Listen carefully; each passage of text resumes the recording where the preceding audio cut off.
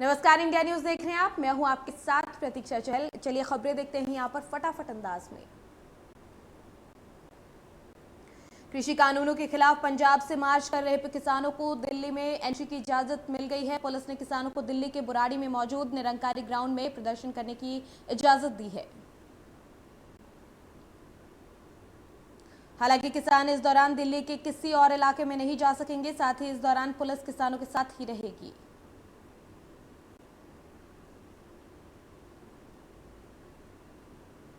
कांग्रेस नेता राहुल गांधी का केंद्र सरकार पर निशाना। ट्वीट कर लिखा, हमारा नारा जय जवान जय किसान का था, लेकिन पीएम मोदी के अहंकार ने जवानों को किसान के खिलाफ खड़ा कर दिया।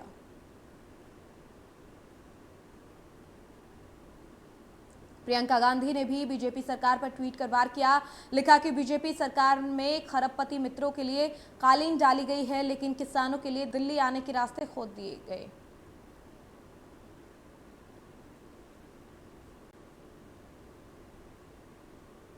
हरियाणा के सीएम मनोहर लाल खट्टर का बड़ा बयान। कहा, पंजाब के किसानों ने आंदोलन को किया खड़ा।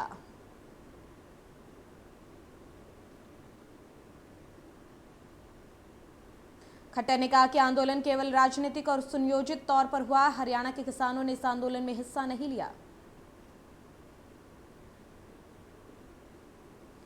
हरियाणा के सीएम मनोहर लाल ने पुलिस की तारीफ करते हुए कहा कि आंदोलन में हरियाणा की पुलिस ने संयम और धैर्य का परिचय दिया है।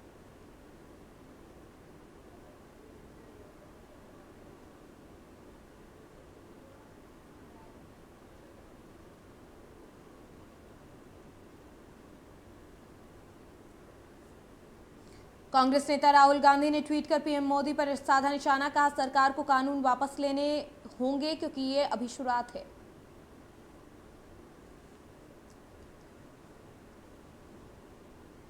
राहुल गांधी के इस बयान पर हरियाणा के गृह मंत्री अनिल विज ने जमकर निशाना साधा और कहा कि केवल पंजाब सरकार इसे नहीं मान रही, बाकी सब ने इसे मान लिया है।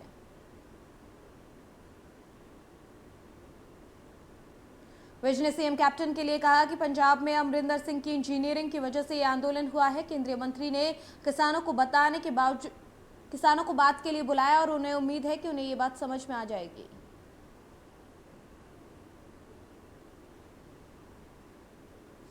पंजाब के सीएम कैप्टन अमरिंदर सिंह ने हरियाणा के सीएम मनोहर लाल पर खट्टा निशाना साधते हुए उन्होंने सिलसिलेवार 3 तरीके से 3 ट्वीट कर खट्टर सरकार पर तंज कसा। सीएम कैप्टन बोले कि केंद्र सरकार के किसानों को दिल्ली में जाने के फैसले का स्वागत करता हूं, लेकिन फिर भी खट्टर सरकार क्यों किसानों को रोक रही है। किसानों पर ऐसी बर्बरता को अभी रोका जाए।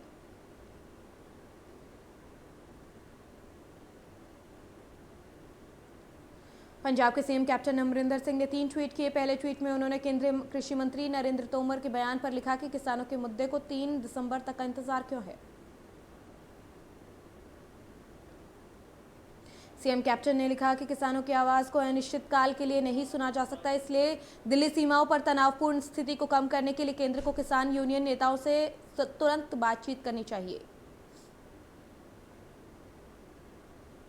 दूसरे ट्वीट में सीएम कैप्टन ने लिखा कि केंद्रीय सरकार को सभी राज्य सरकारों को एमएसपी पर आश्वस्त करना होगा और किसानों की मांग को स्वीकार करने की जरूरत है, जो हर किसान का मूल अधिकार है।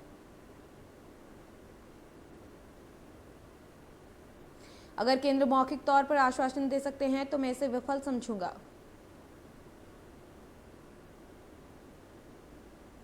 जबकि सीएम कैप्टन ने तीसरे ट्वीट में लिखा कि किसानों को उकसाया जा रहा है, वो देश भर में लाखों किसानों को दिल्ली में प्रवेश करने के लिए नहीं देख रहे।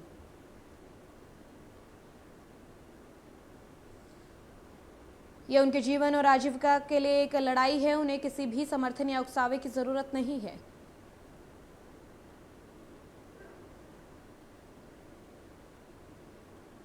बीजेपी प्रदेश अध्यक्ष ओपी धनखड़ ने पंजाब सरकार पर निशाना साधा और कहा कि किसानों का आंदोलन पंजाब के सीएम ने प्रायोजित किया है।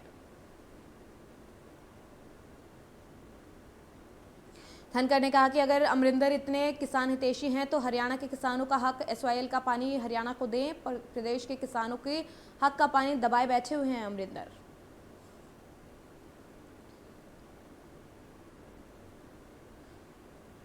नाभा पहुंचे पंजाब के कैबिनेट मंत्री साधु सिंह धर्मसौत ने केंद्र की मोदी सरकार पर निशाना साधा। हरमसौत ने कहा कि पंजाब के नौजवानों को आज नहीं देश की आज़ादी के पहले भी मुश्किलों का सामना करना पड़ा और नौजवानों ने अहमद शाह और मुगलों के साथ भी जंग के लिए दिल्ली कूच किया था।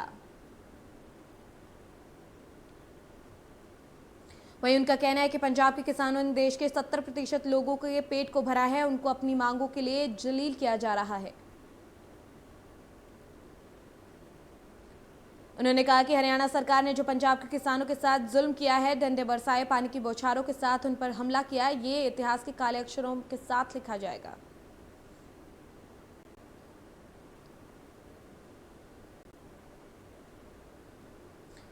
पंजाब के खनौरी बॉर्डर का एक वीडियो वायरल हो रहा है जिसमें आम आदमी पार्टी के नेता भगवंत मान को किसानों की तरफ से घेरने की बात की जा रही है। वायरल वीडियो में बताया जा रहा है कि किसानों के काफिले के साथ आप नेता अपनी महंगी गाड़ी में बैठकर आ रहे थे, तभी किसानों ने उनकी बात को ना सुना और उन्हें वापस जाने के लिए कह दिया। वहीं किसानों ने भगवंत मान से कहा कि हमें आपकी मदद नहीं चाहिए, हम खुद सब कर सकते हैं। किसानों ने कहा कि उनकी पार्टी की सरकार का कहना है कि दिल्ली में कोरोना है तो वो काफिले के साथ चलने का नाटक क्यों कर रहे हैं।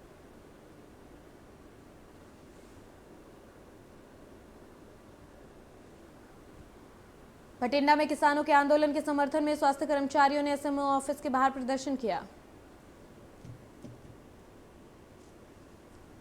उन्होंने कहा कि जब तक केंद्र सरकार कृषि कानून के तीनों काले कानूनों को रद्द नहीं करती तब तक संघर्ष जारी रहेगा।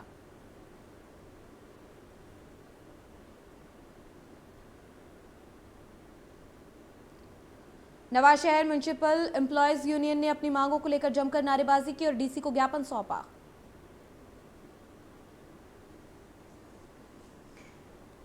इस दौरान प्रदर्शनकारियों ने कहा कि ठेका प्रणाली खत्म करनी चाहिए और शहर के मोहल्लों के मुताबिक सफाई सेवक की भर्ती होनी चाहिए।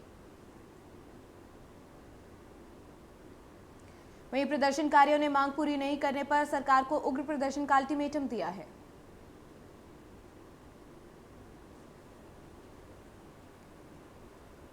बठिंडा में समूह समाजसेवी संस्थाओं ने सभी तरह के काम बंद करते हुए जिला प्रशासन के खिलाफ स्थानीय फायर ब्रिगेड चौक पर जमकर धरना प्रदर्शन किया। आपको बता दें कि थैलेसीमिया समाज सेवा सोसाइटी के प्रधान पर दर्ज किए गए मामले के विरोध में यह धरना प्रदर्शन किया गया है। वहीं प्रदर्शन के दौरान समूह समाजसेवी संस्थाओं ने मांग रखी है कि दर्ज मामले को रद्द किया जाए। उन्होंने अस्पताल प्रशासन के खिलाफ नारेबाजी करते हुए कहा कि थैलेसीमिया पीड़ित बच्चों को HIV पॉजिटिव ब्लड चढ़ाने वाले डॉक्टरों के खिलाफ सख्त से सख्त कार्रवाई की जाए।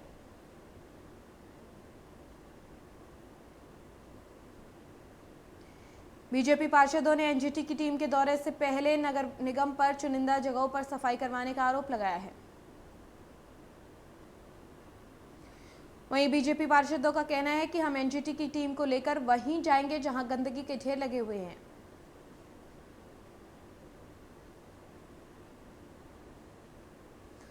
गुरदासपुर में पुलिस ने बड़ी कामयाबी हासिल करते हुए 3 जगह से नाकेबंदी कर लुटेरे गैंग के सदस्यों का भंडाफोड़ किया।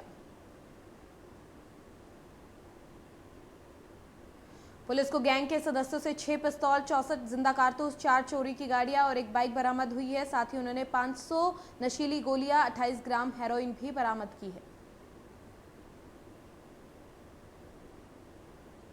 पुलिस ने कार्रवाई करते हुए सभी को गिरफ्तार किया। बताया जा रहा है कि 2 लोग संगरूर, वहीं 2 लोग पटियाला, सभी फिलहाल गिरफ्त में हैं।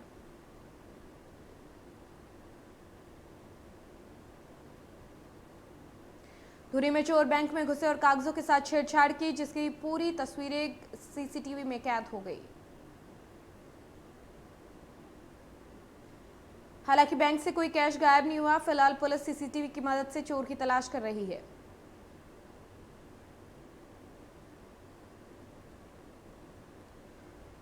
जालंधर में एक महिला ने पति के अवैध संबंधों से परेशान होकर जहरीला पदार्थ निगल लिया। पीड़ित महिला का इलाज नजदीकी अस्पताल में चल रहा है।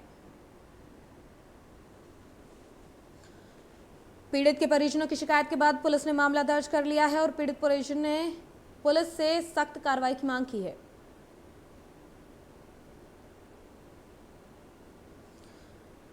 फरीदकोट से आई पुलिस ने एक लुटेरे गैंग के 4 लुटेरों को हथियार सहित काबू किया। इस गैंग का मुख्य आरोपी कुछ दिन पहले ही जेल से पैरोल पर आया था। फिलहाल पुलिस आरोपियों से पूछताछ कर रही है और पूछताछ में कई अहम खुलासे होने की संभावना है।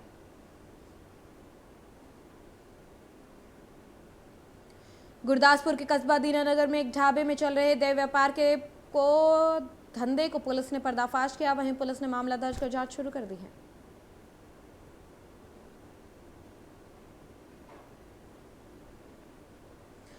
जालंधर के बुलंदशहर में रहने वाली कीर्ति ने जेईई की परीक्षा पास कर ली, जिसके बाद उनके परिवार में खुशी का माहौल है। आपको बता दें कि कीर्ति का सपना इंजीनियर बनना है और जब साकार होने जा रहा है। बठिंडा में गुरु नानक देव जी के प्रकाश पर्व पर गुरुद्वारा सिंह सभा से विशाल कीर्तन निकाला गया, जो कि मेन बाजार से होता हुआ गुरुद्वारे पर ही खत्म होगा। लोग पूरे उत्साह के साथ पर्व को मना रहे हैं।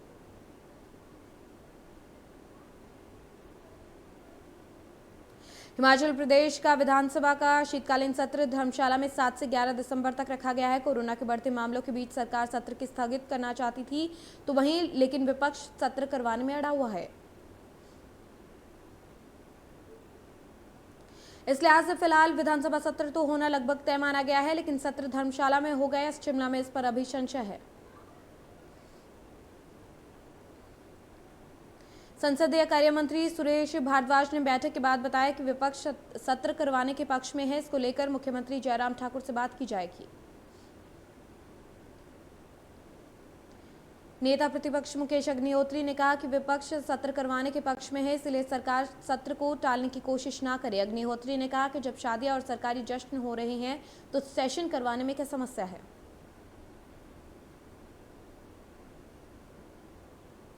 मुकेश अग्निहोत्री ने कहा कि कोरोना पर बड़ी बड़ी बातें करने वाली सरकार असफल हो चुकी है। लगातार मौतों का आंकड़ा बढ़ गया है और इन सभी के सवालों के जवाब सरकार से सत्र में मांगे जाएंगे।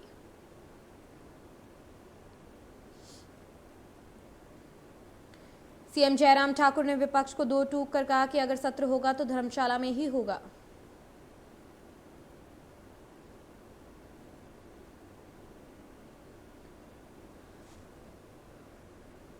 हिमाचल के सीएम इन दिनों जम्मू कश्मीर के दौरे पर हैं। वहीं सीएम जयराम ने गुपकार गैंग पर हमला बोलते हुए कहा कि ये गैंग देश विरोधी और संदेहास्पद ताकतों के समर्थकों का जमावड़ा है।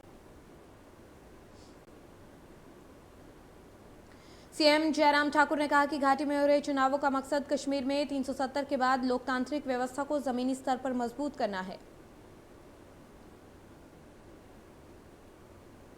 बता दें कि जयराम ठाकुर ने घाटी में स्थानीय निकाय चुनाव के लिए प्रचार किया और कहा कि घाटी में बीजेपी के पक्ष में बेहतर माहौल है।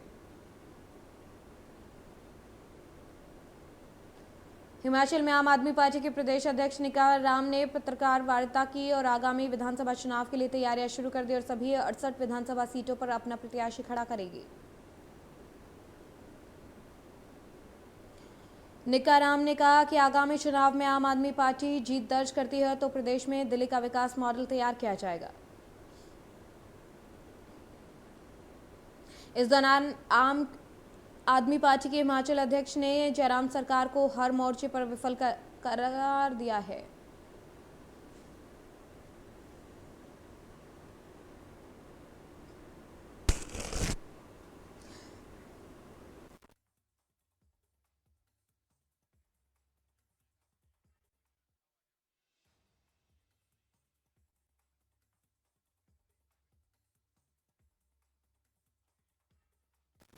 ज्वालामुखी के लगड़ू गांव में लोक निर्माण विभाग ने दबंगई से वन विभाग से ही नई सड़क का निर्माण किया और दर्जनों चीड़ के पेड़ों को इसके लिए बलि दे दिया गया।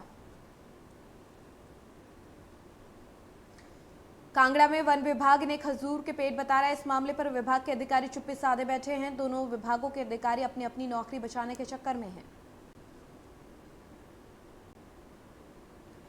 यहां निर्माण बाबा बड़ो से लंगड़ू तक नई सड़क का निर्माण हो रहा है, लेकिन सबसे बड़ा सवाल यह है कि सड़क बनाने की एनओसी किसने जारी की। अगर एनओसी नहीं है तो ये सड़क कैसे बनी। वहीं ग्रामीणों की तरफ से बताया गया कि सड़क बीजेपी के संगठन मंत्री पवन राणा के घर से होकर जाती है, इसलिए इतनी जल्दी नियमों को दरकिनार करते हुए सड़क और पुल का निर्माण हो गया।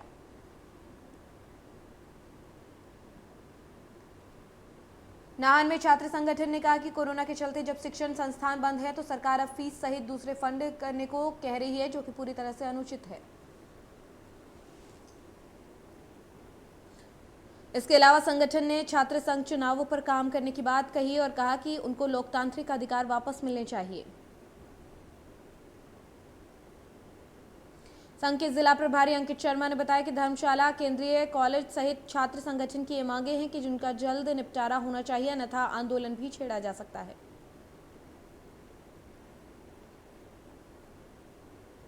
प्रदेश में सर्दियां शुरू होने से पहले ही बर्फबारी से खेती करना अब आसान हो गया है। लंबे अरसे से चल रहे सूखे से किसान काफी परेशान थे, जिन्हें अब राहत की सांस मिली है। वहीं अब कोरोना काल में करीब 6 महीने बाद गिने चुने सैलानी कुफरी पहुंच रहे हैं, जिससे पर्यटन कारोबारियों को रोजगार की थोड़ी आस जगी है।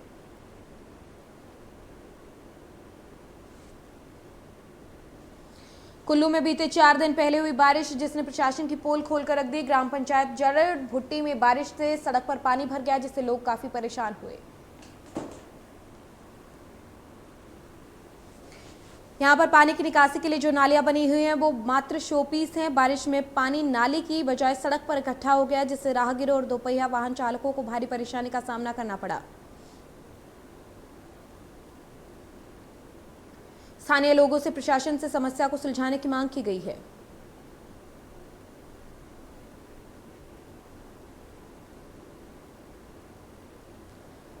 बाईस साल की उम्र में दुश्मनों से लोहा लेकर शहादत पाने वाले सिरमौर के अंचित कुमार का पार्थिव शरीर उनके पैतृक गांव राजगढ़ उपमंडल के पजेरा गांव पहुंचा। गांव में उनका पूरे राजकीय सम्मान के साथ अंतिम संस्कार किया गया। साथ ही शहीद अंचित कुमार की शव यात्रा में हजारों लोगों ने भाग लिया और अंतिम श्रद्धांजलि दी।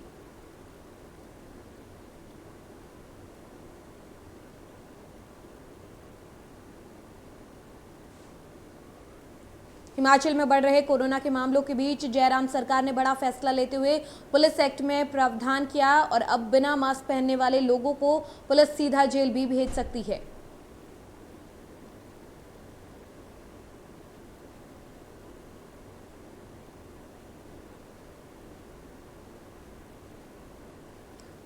कुल्लू में कोरोना के संक्रमण को रोकने के लिए प्रशासन भी मुस्तैद हो गया है। पुलिस की तरफ से ढासपुर और अन्य सार्वजनिक स्थानों पर ड्रोन के माध्यम से नजर रखी जा रही है। पुलिस की तरफ से लोगों को सामाजिक दूरी के नियमों का पालन करने की अपील भी की जा रही है। मास्क न पहनने वालों पर पुलिस की तरफ से लगातार चालान काटे जा रहे हैं। कुल्लू पुलिस की तरफ से अब तक मास्क न पहनने वाले लोगों के 4,712 से ज्यादा चालान काटे जा चुके हैं। वहीं 28,67,000 से ज्यादा का जुर्माना भी वसूला गया है।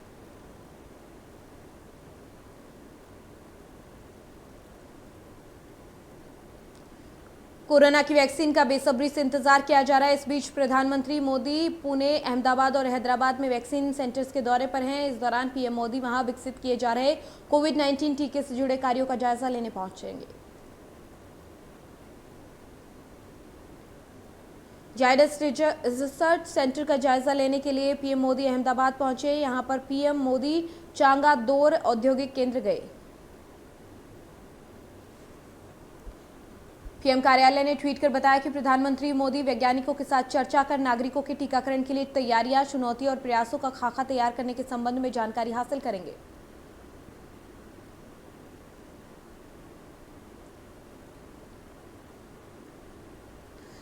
पूरी दुनिया में कोरोना के आंकड़े 6 करोड़ 19 लाख के पार पहुंच गए। अब तक 14,48,000 से ज्यादा मरीजों ने जान गंवा दी है। पूरी दुनिया में अब 1 करोड़ 77 लाख के पार कोरोना के केस एक्टिव हैं। अमेरिका में कोरोना ने जमकर तबाही मचाई है। कुल मरीजों की संख्या 1 करोड़ 34 लाख के पार पहुंच गई। अब तक 79,45,000 से ज्यादा मरीज ठीक हुए हैं। कोरोना के मामले में पूरी दुनिया में तीसरे नंबर पर ब्राजील। अब तक 1,71,000 से ज्यादा मरीजों ने कोरोना के चलते अपनी जान गंवा दी। कुल मरीजों की संख्या 62,38,000 के पार पहुंच चुकी है। रूस में कोरोना के मरीजों की लगातार बढ़ रही संख्या। कुल मरीजों की संख्या 22,15,000 के पार। अब भी 4,64,000 से ज्यादा केस एक्टिव।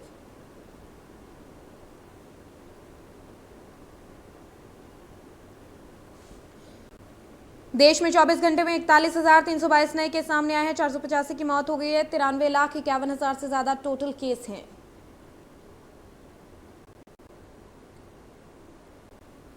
महाराष्ट्र में कोरोना से एक दिन में 85 मरीजों की मौत हुई है। कुल मौत का आंकड़ा 46,898 के पार पहुंच चुका है।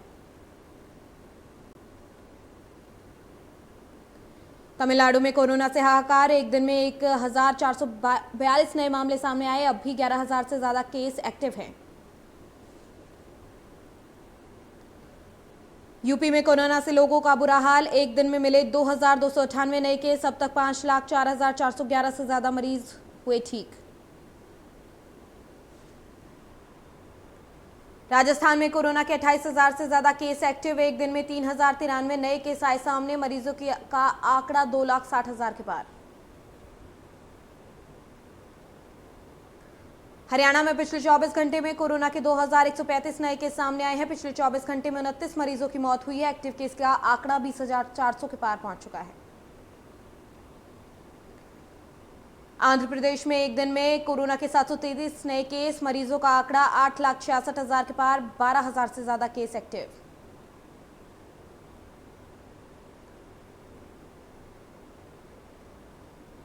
पंजाब में तेजी से बढ़ रहा कोरोना। 24 घंटे में सामने आया 808 नए मामले। संक्रमितों की संख्या 1,50,000 के पार। 1,37,000 से ज्यादा मरीज रिकवर।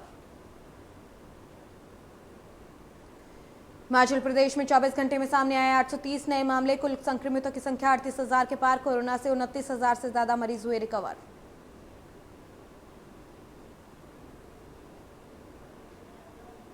दिल्ली पर कोरोना का शिकंजा। 24 घंटे में सामने आए 5,482 नए केस। 98 लोगों की हुई मौत। 38,000 से ज्यादा case active.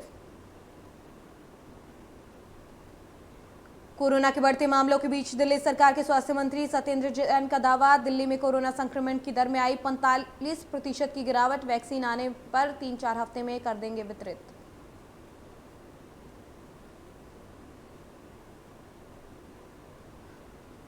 Bollywood actress Kangana Ranaut के पाले हिल स्थित दफ्तर को तोड़े जाने संबंधित मामले में बॉम्बे हाई कोर्ट के फैसले के मुताबिक कंगना के दफ्तर में हुए नुकसान का मूल्यांकन किया जाएगा। कोर्ट ने साफ कहा कि कंगना के द्वारा तोड़फोड़ में हुए नुकसान के बयान का वो समर्थन नहीं करते। कोर्ट ने माना कि ये सभी चीजें कंगना को धमकाने के मकसद से की गई और बीएमसी की मंशा ठीक नहीं थी।